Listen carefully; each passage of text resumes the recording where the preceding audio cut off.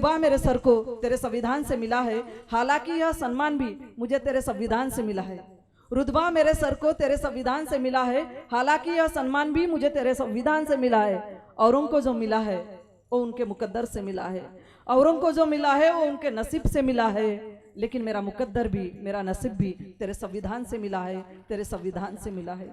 ना जिंदगी की खुशी ना मौत का गम, ना जिंदगी की खुशी ना मौत का गम, जब तक जी में है दम तब तक जय भीम कहेंगे हम, जय भीम कहेंगे हम। सर्वाना सब प्रेम जय भीम। मैडम, मैं यह कहना चाहती हूँ, मेरा एक प्रोग्राम था आज 2 बजे, सिर्फ आपसे मिलने के लिए मैं 12 बजे यहाँ आके बैठी हूँ कि एक तो भी सेल्फी, एक तो भी फोटो मुझे मैडम के साथ मेरी होना चाहिए। भविष्य में किसी ने मेरे ऊपर उंगली उठाई तो मैडम मेरी बाजू लेंगी, मैडम मेरे लिए लड़ेंगी। इसके लिए मैं यहाँ आके कम से कम 3 घंटे से यहाँ बैठी हूँ। धन्यवाद मैडम, बहुत बहुत धन्यवाद।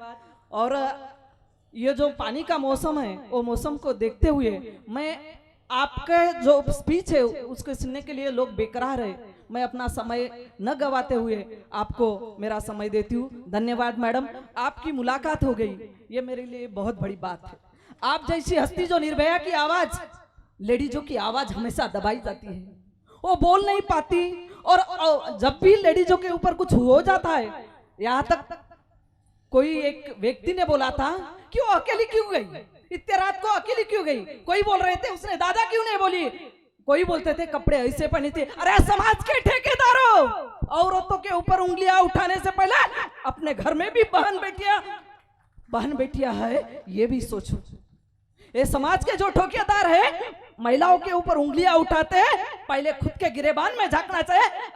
अगर तुम्हारे नजर में पवित्रता रहेगी, गंदगी नहीं रहेगी, तो समाज की हर बेटी हर बहू महफूज रहेगी। कहते हुए मैं अपने शब्दों को विराम देती हूँ। जय जिजाऊ, जय सावित्री, जय भीम। आपण सगळ्यांना माहिती आहे की आज आपण या ठिकाणी छत्रपती शाहू महाराज यांच्या जयंतीच्या निमित्त जमलेलो आहोत।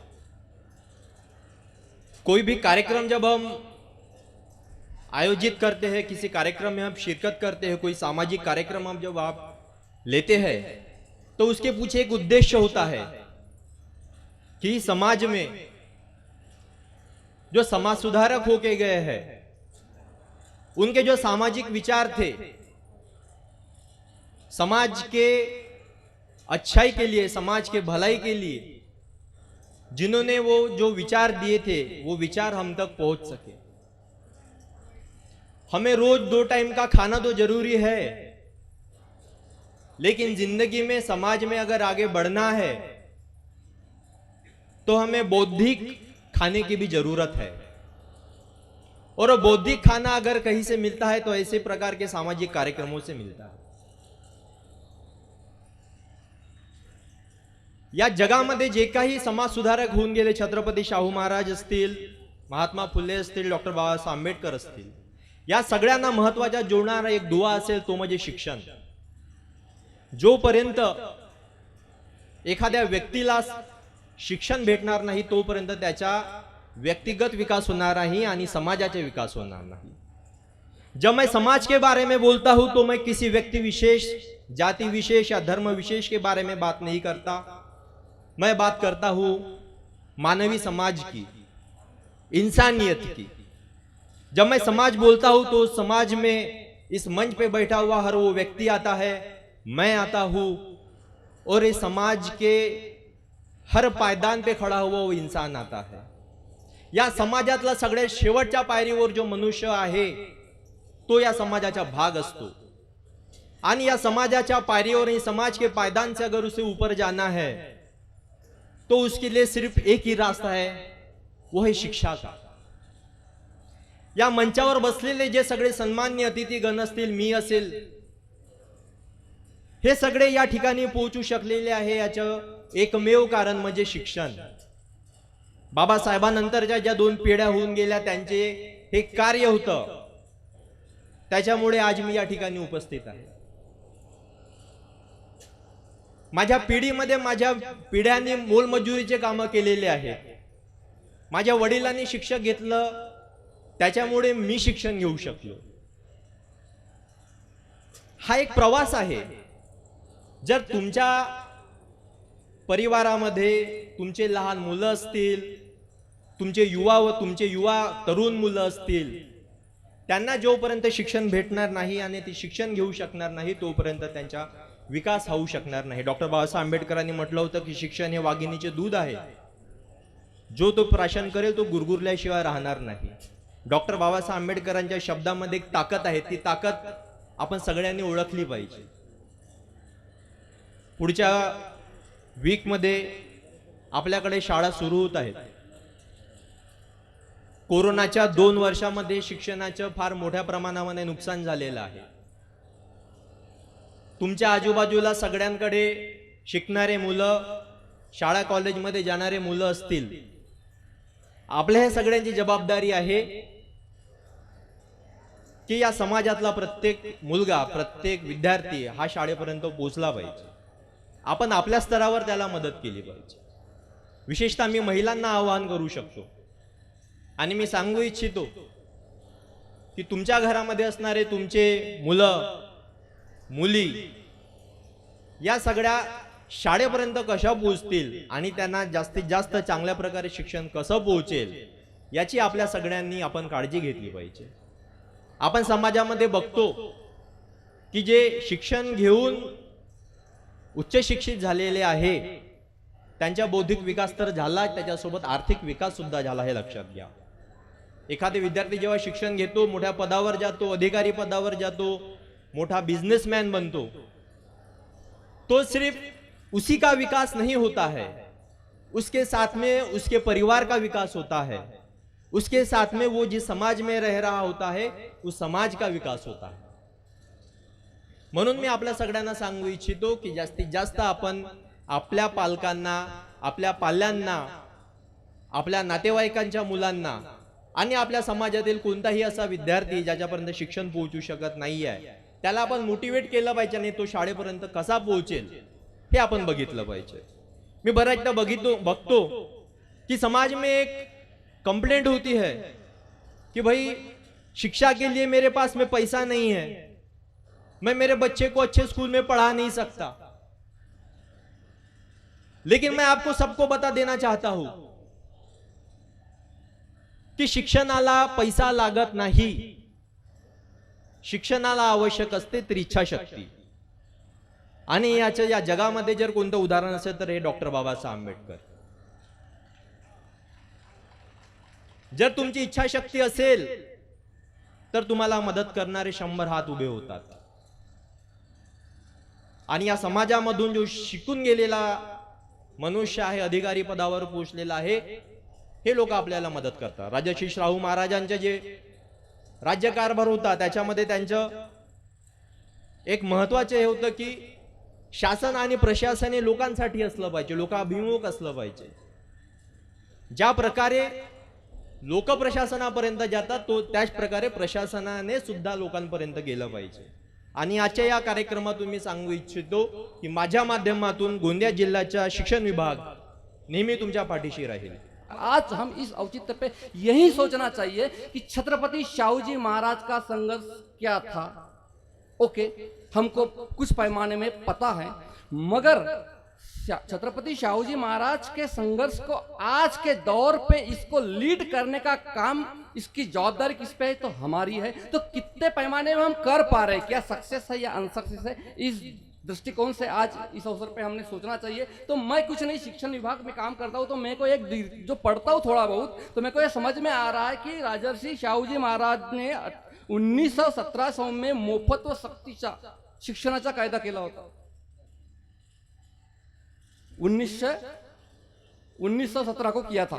तो आज मैं देखता हूं कि संविधान में बाबा साहब आम्बेडकर ने 45 आर्टिकल के तहत इसका प्रावधान किया, फिर भी वह लागू नहीं हुआ. उसका अमेंडमेंट होकर मैम ज्यादा अच्छे से बताएंगे कि शिक्षा के दौर में शिक्षा यह आमूलाग्र बदल का साधन है हमारा, और इस दौर पे शिक्षा कैसे छीनी जा रही है, तो इसके ऊपर आज के दौर पे मंथन होना चाहिए. कि ना कि शाहू महाराज ने हमारे लिए किया, अरे शाहू महाराज ने हमारे लिए किया, पर शाहू महाराज ने के लिए हम क्या कर रहे हैं, आज के इस दौर पे हम समाज के लिए क्या कर रहे हैं, इस बिंदु पे, इस पायदान पे सोचने की बहुत जरूरत महसूस हो रही है मेरे को.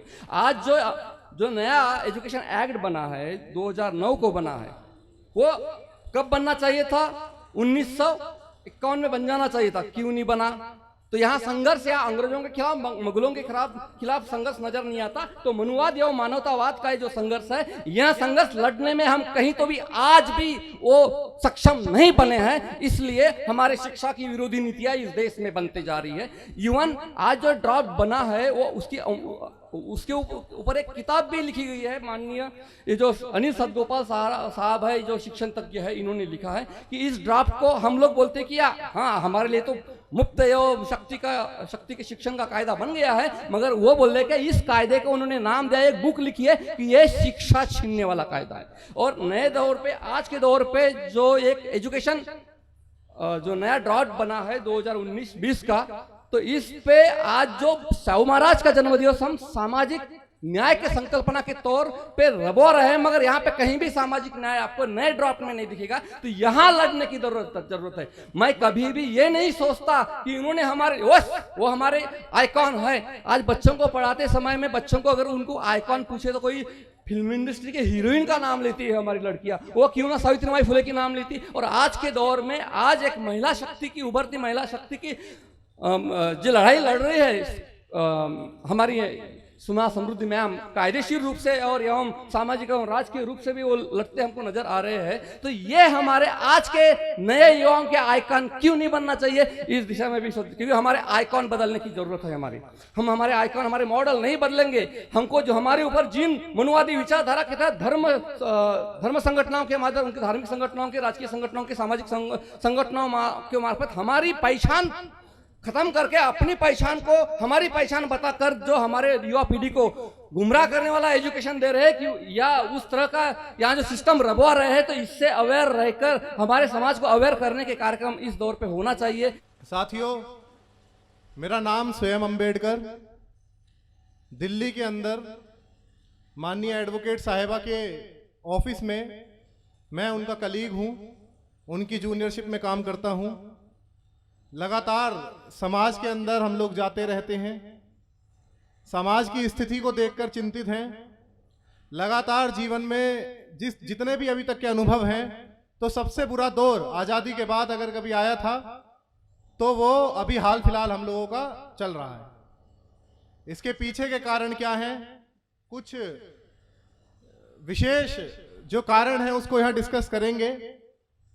समय की सीमा है तो इसलिए कम शब्दों में ज्यादा बातें रखने की कोशिश करूंगा। आज हमारे महापुरुषों में से एक हमारे शाहू जी महाराज का बर्थ है, उनका जन्म दिवस है, जिन्हें आरक्षण का जनक कहा जाता है। साथियों, बात है सन 1931 की, जब बाबा साहेब अंबेडकर गोलमेज सम्मेलन में जाने के लिए तैयार थे, तो बाबा साहेब अंबेडकर ने देखा कि मेरे जो लोग हैं ना तो उन पे जमीन है, मेरे लोगों पे ना तो नौकरी है, मेरे लोगों पे ना किसी और अन्य प्रकार की धन संपदा है, मेरे लोगों पे ना किसी प्रकार का मान सम्मान है, तो मैं किस प्रकार से उन लोगों को इस देश की मुख्य धारा में ले आऊं और कम से कम इतना तो कर दूं उनको कि 2 रोटी और दाल का जुगाड़ वो लोग कर लें अपने दिनचर्या में, क्योंकि हम लोगों को तो वो भी नसीब नहीं था और हम आप बखूबी जानते हैं। हम वो लोग हैं जिन्होंने पानी भी संघर्ष करके पिया है, लड़ाई करके पी है। तो हम लोगों ने इस देश के अंदर नौकरियां, इस देश के अंदर संपदा, जो आज घर पे हमारे संपत्ति है, जो हमने कपड़े पहने हैं, सब हमने छीना है, सब हमें किसी ने दिया नहीं।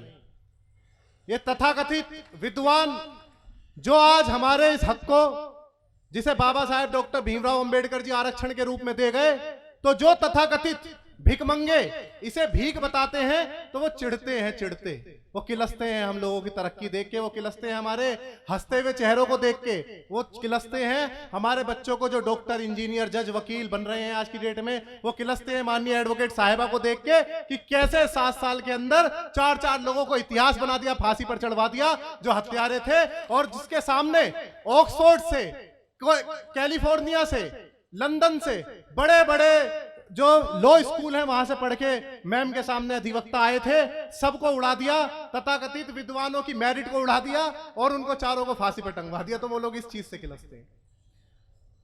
किलसने दीजिए, हमें भी कहीं ना कहीं थोड़ी बहुत नाराजगी है अपनों से। नाराजगी ये है कि आज की डेट में इस देश के अंदर जो 3% समाज है वो इस पूरे देश के अंदर रूल कर रहा है। हम लोग इस देश के अंदर टोटल आबादी का करीब करीब 90% लोग हैं।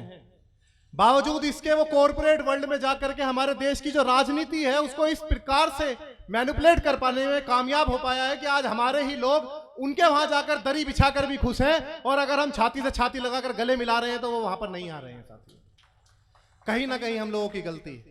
अभी एक साथी बोल रहे थे कि हम क्यों नहीं अपने आइडियल बदलते हैं, क्यों नहीं हम अपनों को अपना आइडियल मानते हैं, क्यों हमें दुनिया भर के हीरो हीरोइन है जिनसे हमारा कुछ लेना देना नहीं है, हम इन लोगों की बातें करते हैं।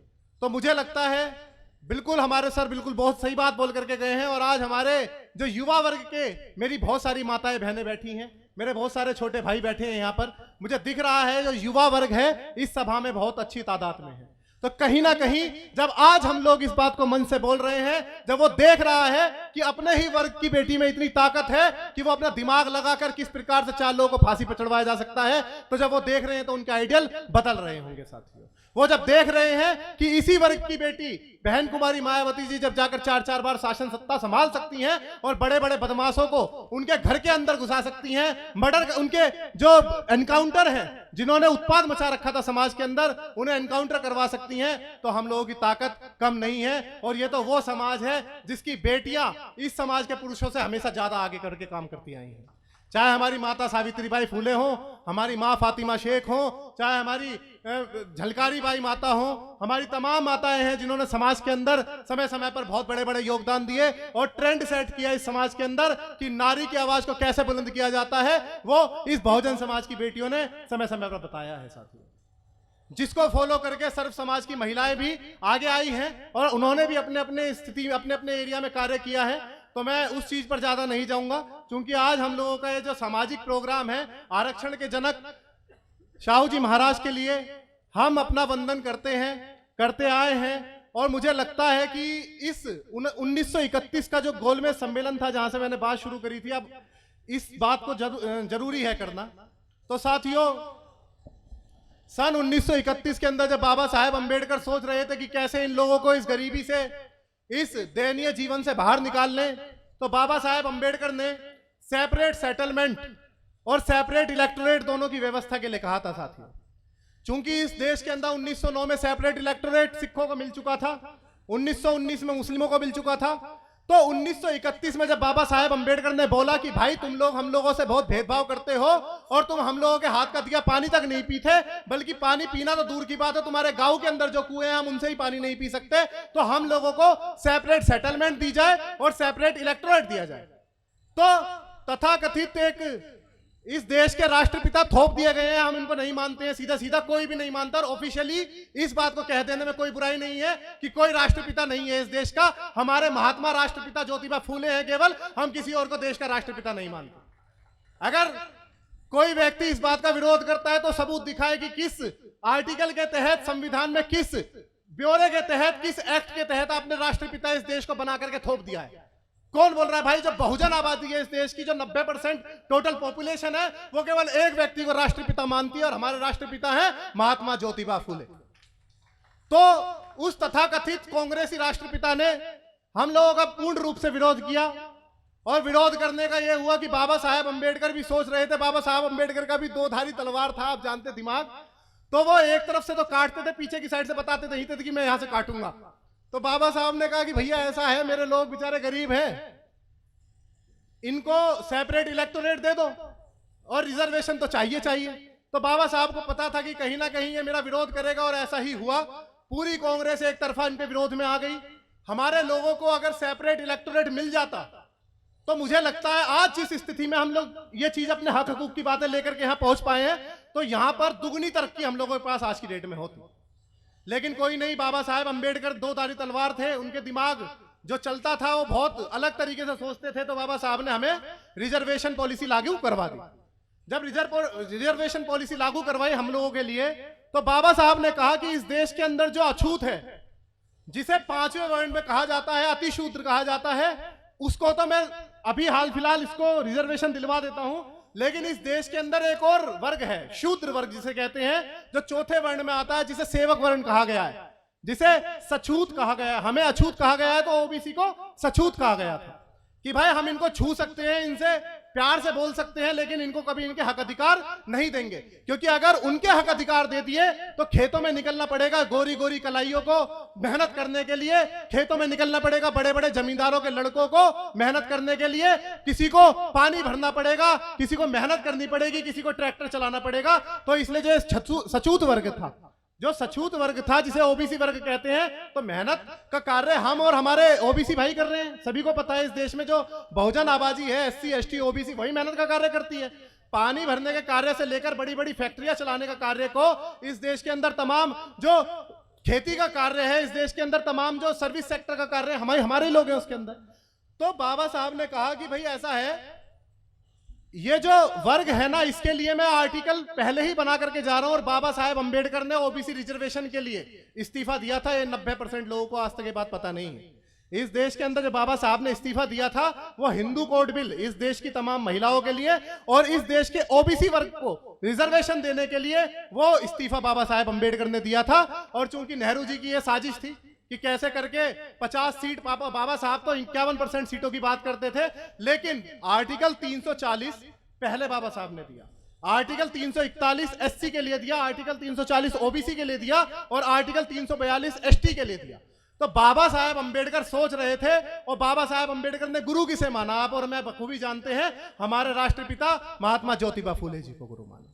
तो इस देश के अंदर जो हमारा ओबीसी समाज है, जो हमारा बड़ा भाई है, दलित और आदिवासियों का जो बड़ा भाई है, उसने अब मोर्चा संभाल लिया है। और अब कहीं ना कहीं इस देश के अंदर बड़े स्तर पर बदलाव आने शुरू हो गए हैं। चाहे आप मध्य प्रदेश देख लीजिए, राजस्थान देख लीजिए, महाराष्ट्र देख लीजिए, दिल्ली देख लीजिए, गुजरात देख लीजिए, पंजाब देख लीजिए, हरियाणा देख लीजिए। अब कहीं ना कहीं मान्यवर साहेब कांशीराम जी ने जो आंदोलन चलाया था, एक पार्टी के माध्यम से, जो हमारे 5 प्यारे थे उन्हें घर घर में डाल दिया है। आज हमारे देश के अंदर तमाम जगहों पर महात्मा ज्योतिबा फूले को पूजा जाने लगा है साथियों। और यही यह मौका है जब इस देश के अंदर सामाजिक क्रांति एक बागडोर संभाली हुई है, जो लगातार निरंतर अपने मंजिल की तरफ जा रही है। और हमारा कार्य है व्यवस्था परिवर्तन का। ये सत्ता वत्ता बहुत छोटी चीज है हम लोगों के लिए, सत्ता इतनी बच्ची चीज है हम लोगों के लिए कि हमें ज्यादा इस पर फर्क नहीं पड़ता है। अभी हम भले ही सत्ता में नहीं है, लेकिन हमें ज्यादा फर्क नहीं पड़ रहा है, क्योंकि हमारा जो व्यवस्था का परिवर्तन है, जो बुद्ध हमारा जो असली घर है, हम लोग लगातार बुद्ध की ओर जाते जा रहे हैं। बाबा साहब अंबेडकर जी की जब बात आती है तो मैं एक ही चीज सोचती हूं कि इसी नागपुर में एक संस्था यहां से संचालित होती है, वो है आरएसएस। और ये हमेशा ये दावा करते हैं कि हमारे राष्ट्रवाद के वजह से इस भारत की अखंडता बची हुई है। लेकिन आज इस नागपुर की धरती और इस गोंदिया की धरती के रजे गांव से मैं एक बात कहना चाहती हूं कि हमारे भारत की अखंडता एकमात्र कारण से बची हुई है, वो है भारत का संविधान। और जिसको लिखा है एक ऐसे बेटे ने जिस बेटे को पानी पीने के लिए भी संघर्ष करना पड़ा। हमारे खून में, हमारे पूर्वजों के विचारों में, हमारे पूर्वजों के व्यवहार में मानवतावाद की बात झलकती है। उनके कामों में मानवतावाद झलकता है, उनकी किताबों की लेखनी में समतामूलक समाज की बात झलकती है। लेकिन नागपुर से संचालित होने वाली किसी पत्रिका आज तक समतामूलक समाज की बात नहीं कर रही है। वो बात किस बात की कर रही है?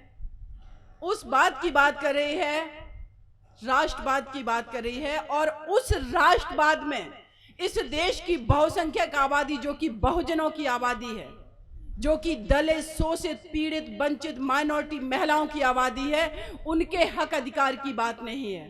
तो फिर ये कैसा राष्ट्रवाद है?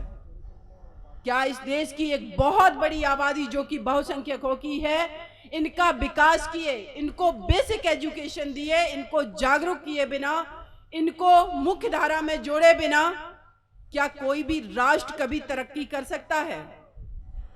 इसीलिए जब भी अंतर्राष्ट्रीय स्तर पर यूएन द्वारा या बहुत सारी संस्थाओं द्वारा जब आंकड़े जारी किए जाते हैं, जब सूचकांक आता है, तो हम हमेशा निचले पायदान पर आ गए, निचले मैं भी अगर कहेंगे कि 150 अगर राज्यों 150 राष्ट्रों की 150 देशों की अगर बात हो रही है तो उसमें हम सबसे निचले स्तर पे 10 राज्यों की सूची में हैं।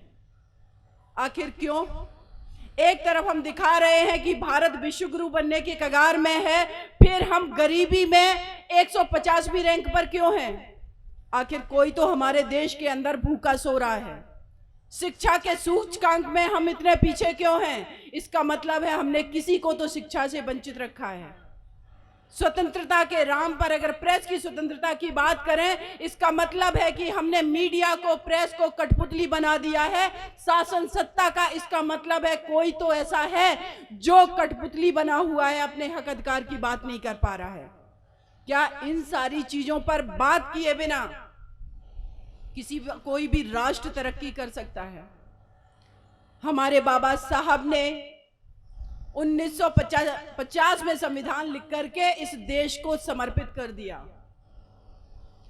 जब अंग्रेज यहां से चले गए, अभी स्वयं अम्बेडकर जी ने जो बात बताई, पूना पैक्ट की बात बताई, उससे एक कदम हम आगे जब बात कर रहे हैं कि जब यहां से अंग्रेज चले गए और ये हुआ, अंग्रेज चैलेंज करके गए थे भारतीयों को कि अगर आप लोग सक्षम हैं तो अपना संविधान खुद बना लो, हम इस देश से चले जाएंगे। जब ये बात आई कि आखिर इतने बड़े देश के लिए, इतनी भाषाएं बोले जाने वाले देश के लिए, इतनी सांस्कृतिक विविधता वाले देश के लिए संविधान लिखेगा कौन? एक व्यक्ति नजर नहीं आया। क्यों? क्योंकि किसी की भावना में इस पूरे देश समाहित ही नहीं था। किसी की फीलिंग में वो समता मूलक समाज की बात नहीं थी। कोई इतना पढ़ा लिखा नहीं था, किसी के पास इतनी डिग्रियां नहीं थी। इसीलिए जब इस देश को एक सर्वश्रेष्ठ संविधान देना था तो सारे कैबिनेट मिशन योजना के लोग बाबा साहब की तरफ देख रहे थे, क्योंकि उनसे ज्यादा काबिल कोई नहीं था इस भारत का संविधान लिखने के लिए। लेकिन वो बेटा आ किस समाज से रहा था? मेरा तो ये मानना है कि आज हमारे जो कार्यक्रम हम लोग कर रहे हैं, अपने लोगों के बीच जा रहे हैं, हमारी माताएं बहनें, हमारे बच्चे, ओबीसी, एससी, एसटी समाज के, माइनॉरिटी समाज के हमारे भाई, हम लोग मिलके काम कर रहे हैं, तो क्यों ना इन मंचों पर उन लोगों को भी बैठाला जाए जो खोखले राष्ट्रवाद की बात कर रहे हैं, जिन्होंने मेरे देश को अंदर से खोखला कर रखा है। मैं दावे के साथ कहती हूं वो हम लोगों की बातों में टिक नहीं पाएंगे जैसे बाबा साहब की बातों में वो टिक नहीं पाते थे। जब संविधान सभा का गठन हो गया और राजेंद्र प्रसाद जी ने ये बात कही, जो कि अध्यक्ष थे संविधान सभा के, कि मैं डेली सुनता हूं अंबेडकर को और मुझे ये पूरा विश्वास हो चुका है कि इस व्यक्ति से काबिल संविधान लिखने वाला कोई व्यक्ति हो नहीं सकता था।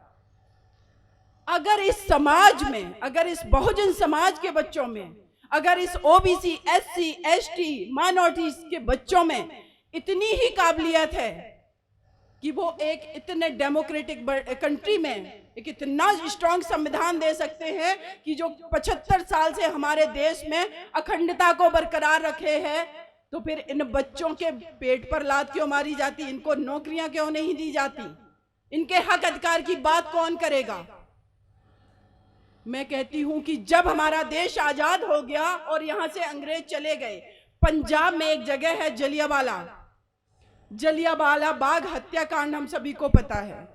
जब आज 21वीं सदी में वहां का प्रधानमंत्री आता है तो जलियांवाला बाग में जा करके घुटने टेक करके माफी मांगता है हमारे भारत देश से, क्योंकि उनको पता है कि उन्होंने गलत किया था भारतीयों के साथ।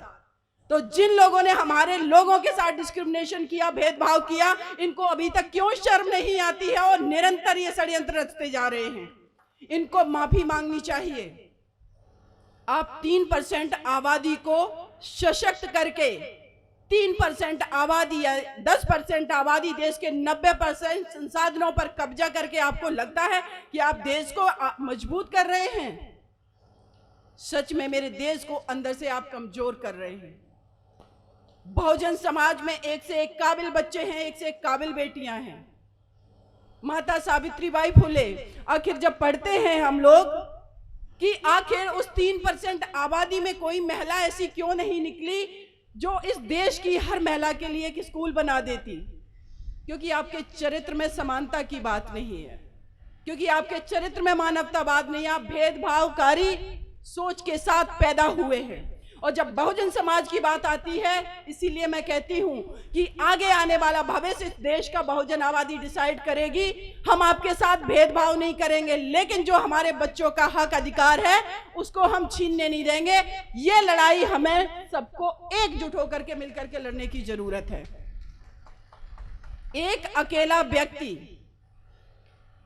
अमेरिका में जाकर के, लंदन में जाकर के पढ़ाई करके पूरे कैबिनेट को चैलेंज करता है कि हिंदू कोड बिल हो या 340 जो आर्टिकल संविधान में है, अगर हम इस पर इस्तीफा दे सकते हैं अपने व्यक्तिगत दाव हित लगा करके, तो हम लोग तो आज इतने जागरूक हो चुके हैं, इतने एजुकेटेड हो चुके हैं, हमारे पास एंड्रॉयड फोन है, आईफोन है, हमारे पास संसाधन आ चुके हैं, बहुत स्ट्रॉन्ग, बहुत ताकतवर, मजबूत क्रांति में खड़े कर सकते हैं हम लोग मिल करके।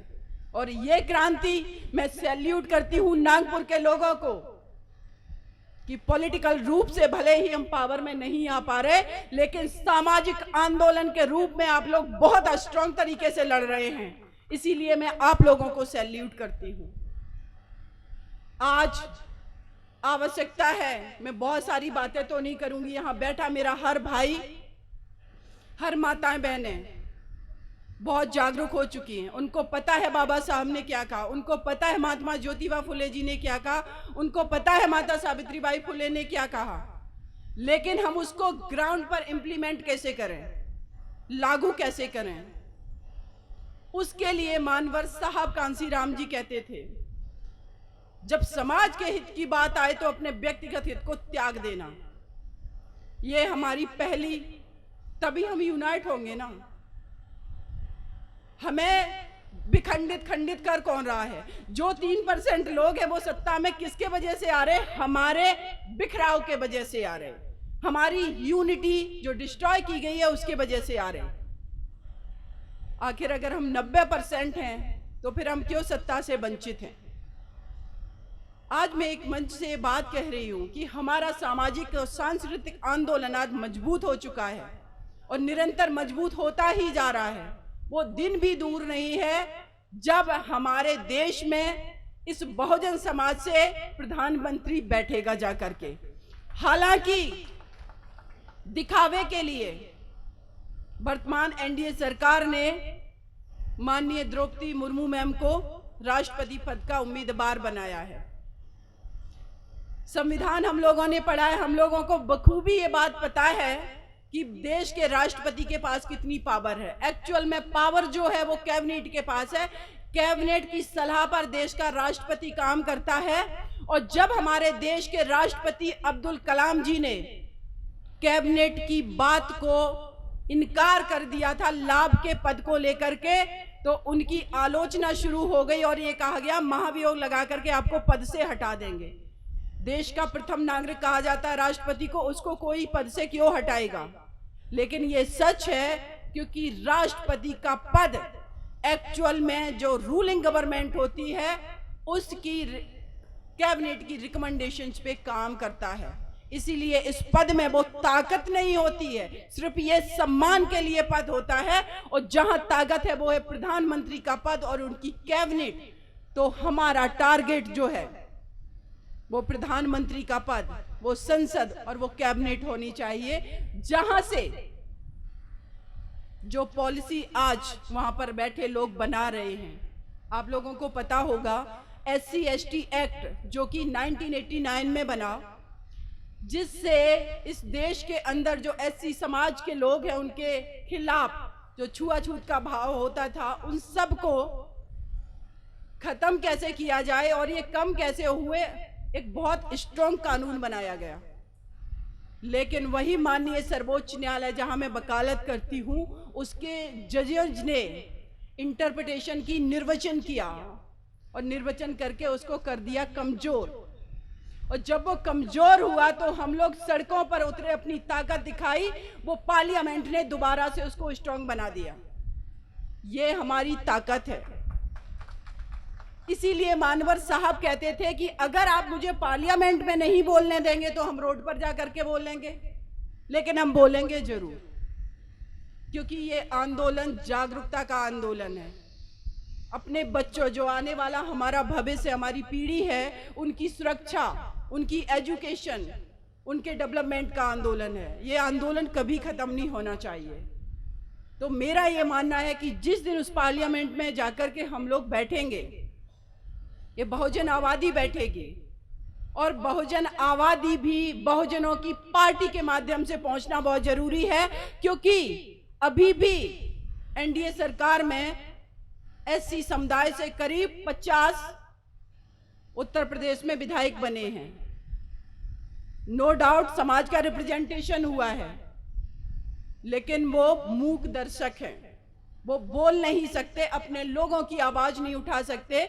इसीलिए हमें पपेट नहीं बनना है किसी पार्टी का। जब हमारी खुद की पार्टी है तो हम उसके माध्यम से जाएंगे। और उत्तर प्रदेश में आपकी हमारी जो नेता हैं बहन जी, जो कि 21 साल की उम्र में घर से निकल करके संघर्ष करके वहां पहुंची, उन्होंने ये साबित करके दिखाया। उत्तर प्रदेश में अंबेडकर गांव बना करके, हर वो गांव अंबेडकर गांव बना जहां की 50% से ज्यादा आबादी एससी एसटी समुदाय की है। बिजली, पानी, हॉस्टल, घर, हर चीज की व्यवस्था की। लखनऊ में अंबेडकर पार्क बनाया। लखनऊ में आज हमारे जो पंच परमेश्वर हैं यहाँ पर, इन सब की मूर्तियों को स्थापित किया। हमारे इतिहास को जब आप लखनऊ में एंट्री करेंगे, हमारे जितने भाई बैठे, माताएं गई हुई हैं, गर्व से सर गौरवान्वित होता है। हम देखते हैं वहां पर कि ये हमारा इतिहास बड़े बड़े निरंकारी पत्थरों के रूप में स्थापित किया गया है। आखिर जो लोग दलितों, शोषित, वंचितों के दिखावे के लिए आवाज भले ही उठाते रहे, उन्होंने कभी ये कदम क्यों नहीं उठाया? इस चीज को तो हमें समझना पड़ेगा। चाहे वो कोई सी भी पार्टी हो, जो सत्ताधीन पार्टी रही, चाहे वो उत्तर प्रदेश हो या किसी भी राज्य में हो या सेंट्रल में जो पार्टी हो, उन्होंने कभी नहीं, क्यों नहीं सोचा कि माता सावित्रीबाई फुले जी ने अगर विद्यालय बनाया लड़कियों के लिए, तो एक महिला इतना अच्छा काम करी, उनकी मूर्ति को स्थापित किया जाए। बाबा साहब जिन्होंने भारत का संविधान लिख दिया गया, उनको कभी उनका चर्चा में क्यों नहीं नाम आया? अभी पिछले 20 साल से आया है ज्यादा, क्योंकि मानवर साहब ने व्यवहारिक रूप से घरों घरों में बाबा साहब को पहुंचा दिया, महात्मा ज्योतिबा फुले को पहुंचा दिया। और ये काम हमें निरंतर करते जाना है। साथ में मैं एक और बात कहूंगी कि यहाँ हमारे बड़े भाई जो बैठे हुए, हमारी माताएं बहनें बैठी हुई हैं, हम लोग इतने जागरूक हो चुके हैं, लेकिन हमारी जो आगे आने वाली पीढ़ी है, हमारे बच्चे, आज अगर हमारे घरों में हमारे बच्चे सवाल करें, हमसे कोई क्वेश्चन करें, उनको as a father, as a brother, as a sister डांटना नहीं है। उनके सवालों के आंसर हमें देने हैं। और जो चीजें हम आकर के 15, 20 या 25 या 40 साल की उम्र में सीख रहे हैं, अपने उस बच्चे को आप घर में 10 साल से 5 साल से सिखाना शुरू कर दीजिए। आपको एक्स्ट्रा एफर्ट नहीं लगाना पड़ेगा, वो अपने आप समाज में क्रांति लाता जाएगा। अगर यहाँ माता बहनों की बात करें, दिल्ली में निर्भया केस जब हुआ, अपने बारे में भी बताना चाहती हूँ मैं। उत्तर प्रदेश का एक बहुत छोटा सा गांव है इटावा जिले का, जहां मैं आती हूँ। कुछ लोगों ने अगर विकिपीडिया पे पढ़ा होगा, मेरे गांव की मैं पहली लड़की थी जो कि 8th के बाद 9th क्लास में जिसको पढ़ने की परमिशन मिली। मेरा वो गांव में संघर्ष बहुत बड़ा था। वहां से निकली, 12th पास किया, 10th पास किया, उसके बाद फिर एक कदम आगे जाना था, क्योंकि उस एरिया से कोई भी लड़की 30 किलोमीटर दूर पढ़ने नहीं गई थी। वो हर्डल पार किया, अपने पैर की पायल बेची, कानों की बालियां बेची। ये बात मैं इसलिए कहती हूँ एडमिशन के लिए, स्पेशली अपनी बहनों से, हमारा असली गहना हमारी पायल, मंगलसूत्र, चूड़ियां नहीं है। ये मंगलसूत्र, ये चूड़ियां, ये पायलें हमें बांधती हैं, ये बेड़ियां हैं। आपकी असली ताकत जो है आपकी एजुकेशन है। अपने पिताओं से प्रॉपर्टी में अधिकार मांगिए, अपने घर में बच्चियों को पढ़ाइए, उनको आगे करिए, और सिर्फ पढ़ाना नहीं है। मैंने एक चीज को महसूस किया कि मैंने 10th 12th पास कर लिया, लेकिन मैं फिर भी पढ़ाई से सेटिस्फाई नहीं थी। मैं दुनिया को जानना चाहती थी। आज मैं इस मंच से कह रही हूं कि अगर मैं घर से बाहर निकल करके दिल्ली में आकर के रोड पर संघर्ष नहीं किया होता तो मैं आज के समक्ष नहीं होती। अगर मैंने लड़ाई झगड़े नहीं किए होते, अगर मैंने कमेंट करने वाले लड़कों को नहीं पीटा होता तो उन 4 को भी फांसी नहीं चढ़वा पाती। अपनी बेटियों को लड़ना भिड़ना डटना सिखाइए। हर प्रोफेशन में लड़ना पड़ता है। एक डॉक्टर जब ऑपरेशन कर रहा होता है वो अपने दिमाग से लड़ रहा होता है। एक वकील जब कोर्ट में खड़ा होता है तो कहते हैं ना वो मुकदमा जीत गए, मुकदमा लड़ रहे हैं, वो लड़ाई है। लेकिन हम क्या कहते हैं, हमारा कल्चर क्या है, बेटी को धीमे बोलना है, कम बोलना है, इनोसेंट दिखना है। अरे भाई, सत्ता लड़ाई से आती है। चुनाव लड़ रहे हैं, वकालत में मुकदमा लड़ रहे हैं, हर चीज जब लड़ाई से हो रही तो इनोसेंट बेटी कैसे सत्ता में आ पाएगी, कैसे लड़ पाएगी। कभी कभी मेरे पास ऐसे मुकदमे आते हैं, पिता कहता है मैम 50 लाख रुपए दे करके बेटी की शादी की थी हमने, दहेज में 50 लाख रुपए दिए। पता चला 1 साल बाद बेटी या तो फांसी लगा के फंदे पे झूल गई या घर में सिलेंडर फटने से उसकी डेथ हो गई। अगर वही बेटी को आपने लड़ना पढ़ना, उसको नौकरी करना, उसको बाहर भेजना सिखाया होता, मैं दावे के साथ कहती वो कम से कम उस घर से बच के तो निकल आती। क्योंकि उसको आपने लड़ना नहीं सिखाया, उसको आपने सिखाया है कंप्रोमाइज करो, उसको आपने सिखा दिया। और ये बात कंप्रोमाइज वाली ये सिर्फ महिलाओं के लिए नहीं है। क्या हम लोगों को नहीं सिखाया गया? बहुजन मूवमेंट के जितने लोग हैं, क्या हमारे बच्चों को नहीं ऑफिस में कहा जाता है कंप्रोमाइज करो? अभी लेटेस्ट में एक जजमेंट आया, उसमें मैं देख रही हूँ SC ST एक्ट का मुकदमा किया था, हाई कोर्ट ने खारिज कर दिया उसको। कहा कि प्राइवेट स्पेस में अगर ऑफिस में एक ऑफिसर है किसी और समाज से और एक दलित समाज से है और वो दलित समाज को अगर प्रताड़ित कर रहा है, उसको गाली दे रहा है जाति सूचक शब्द की, तो उसको SC ST एक्ट के दायरे में नहीं लाया जा सकता। ये क्या है? कंप्रोमाइज करो, सहन करो, बर्दाश्त करो, ये तो नॉर्मल बात है। क्योंकि ये भारत के कल्चर में इनबिल्ड ये चीजें स्थापित हैं कि जो बहुजन समाज से आ रहा है, जो SC ST समाज से आ रहा है, उसको बर्दाश्त करना ही है। लेकिन बाबा साहब ने विरोध किया, बर्दाश्त नहीं किया, तभी वो यहाँ पहुंचे। हमें भी बर्दाश्त नहीं करना है, चाहे छोटी छोटी वो बातें हैं। इन्हीं छोटी बातों से बड़े आंदोलन खड़े होते हैं। राजऋषि साहू महाराज के पास में उस समय और प्राचीन इतिहास में 2500 साल पहले सम्राट अशोक के काल में शक्ति का संतुलन कुछ दूसरा था, पावर का नेचर दूसरा था।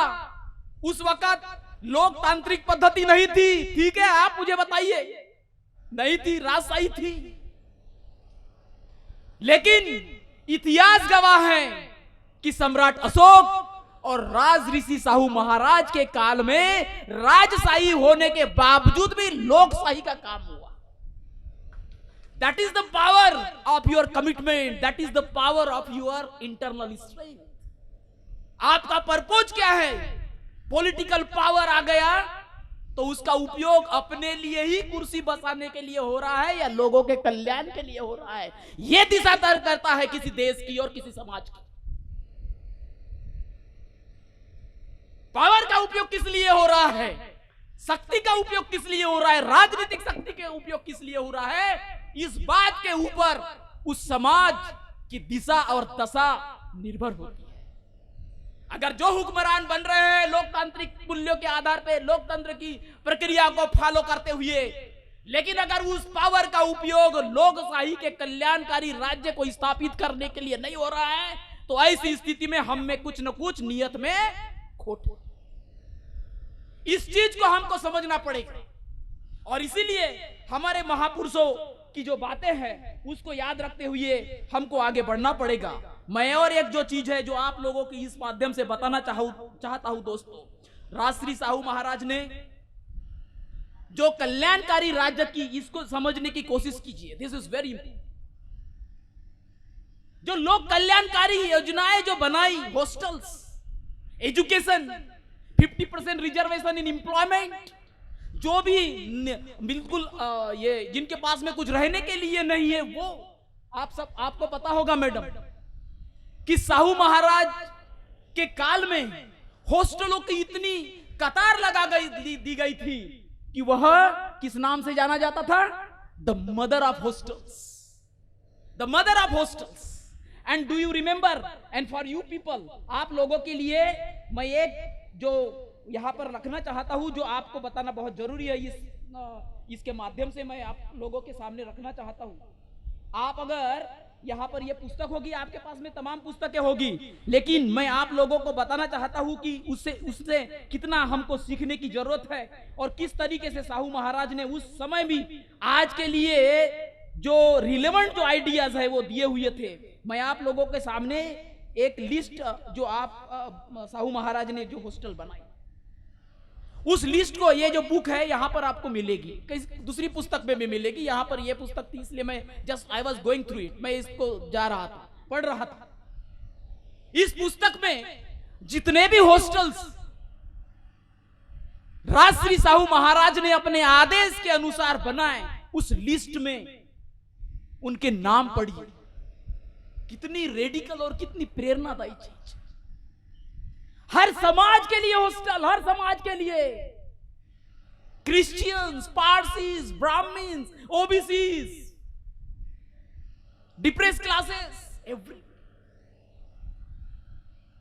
लेकिन ये जो कल्याणकारी योजनाओं का जो उदाहरण, राजशाही में लोकशाही को किस तरीके से स्थापित किया जा सकता है, अगर आपके पास में नियत हो, उसका उदाहरण जो पेश किया राजश्री साहू महाराज ने, तो सिर्फ इसीलिए पेश नहीं किया कि मुझे सुख सुविधाएं मिल जाएगी, मुझे हॉस्टल मिल जाएगा, मुझे नौकरी मिल जाएगी, मैं अच्छे तरीके से मेरी लाइफ हो जाएगी, मैं सेट हो जाऊंगा, इसके लिए नहीं किया था।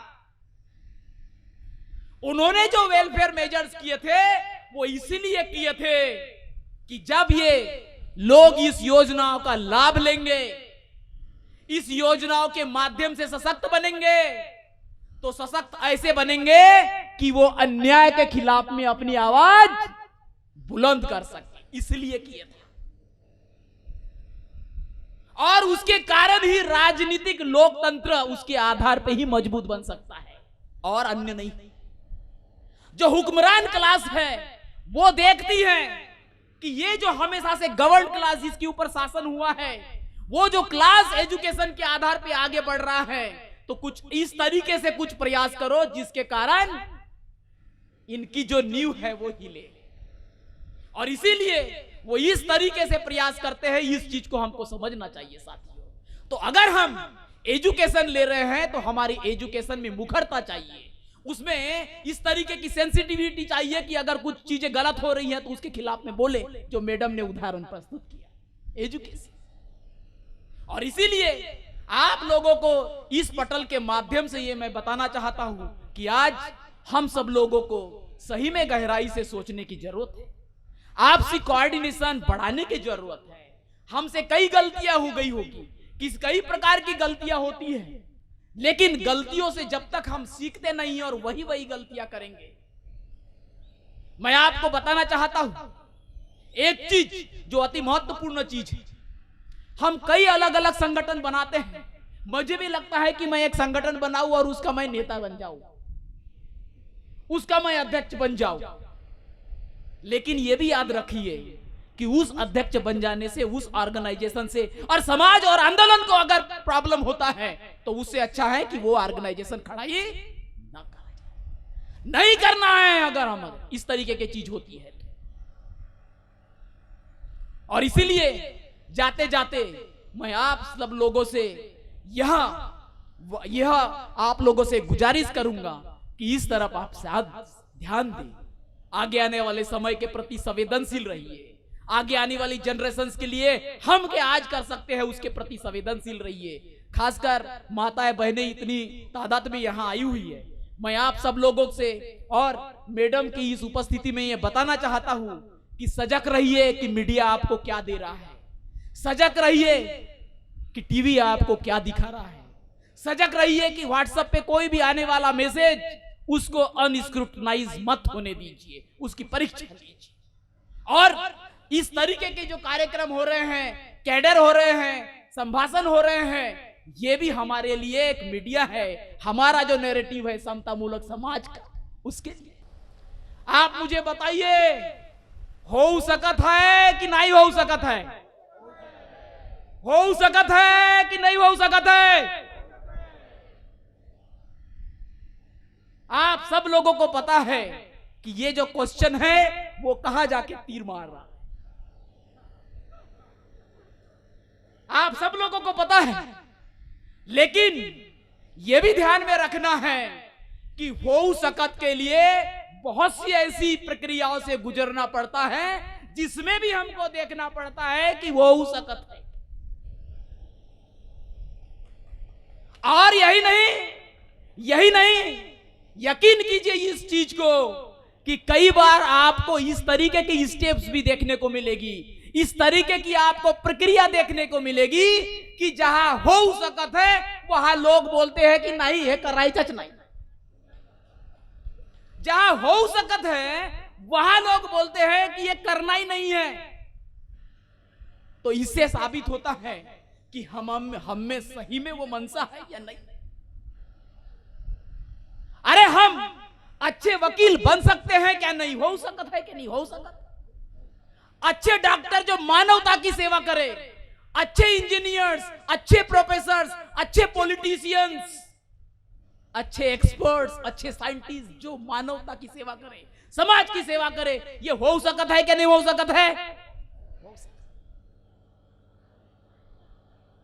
हो सकत है। और इसीलिए अगर आप ये सोचते हैं कि सही में हो सकत है तो फिर आप प्रयत्न क्यों नहीं करते? आप प्रयत्न क्यों नहीं करते? अभी जब भी हमारे वक्ताओं ने बताया, प्रयत्न क्यों नहीं करते?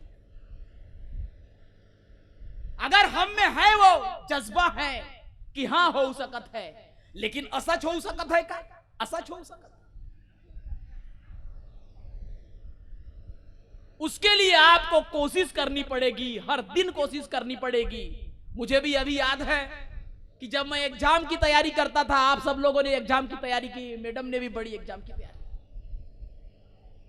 हमारी मानसिकता क्या बनाई गई है कि पढ़ाई लिखाई की जो है वही परीक्षा है, वही परीक्षा है। पढ़ाई लिखाई में जो परीक्षा है वही परीक्षा है, दूसरी परीक्षाएं नहीं है। लेकिन ऐसा नहीं है, ऐसा नहीं है। इस चीज को समझो। समाज कारण में भी परीक्षा है, अर्थ कारण में भी परीक्षा है, राजनीतिक में भी परीक्षा है, हर जगह परीक्षा। और जब आप परीक्षा की तैयारी करते हो तो उसके लिए लड़ाई करते हो क्या? नहीं। उसके लिए आप प्रयत्न करते हो क्या? नहीं। उसके लिए आप दोस्तों के साथ में नोट शेयर करते हो क्या? नहीं। लोगों के साथ में, दोस्तों के साथ में पुस्तकें शेयर कर सकते हो क्या? नहीं। करते हो क्या? नहीं। तो राजनीति में भी शेयर करो ना नोट्स। राजनीति क्षेत्र में भी नोट शेयर करो, समाज कारण में भी नोट शेयर करो, एक दूसरे की पुस्तकें, एक दूसरे को समझने की कोशिश करो। और अगर आप ऐसा करते हो तो मार्क्स आपके ज्यादा बढ़ेंगे। हमको बोलते हैं कि देखो नॉलेज शेयर करने से कम नहीं होता, नॉलेज शेयर करने से बढ़ता है। बढ़ता है क्या? नहीं बढ़ता। पावर शेयर करने से भी बढ़ता है। समझो, पावर शेयर करने से भी बढ़ता है। इस चीज को समझो आप।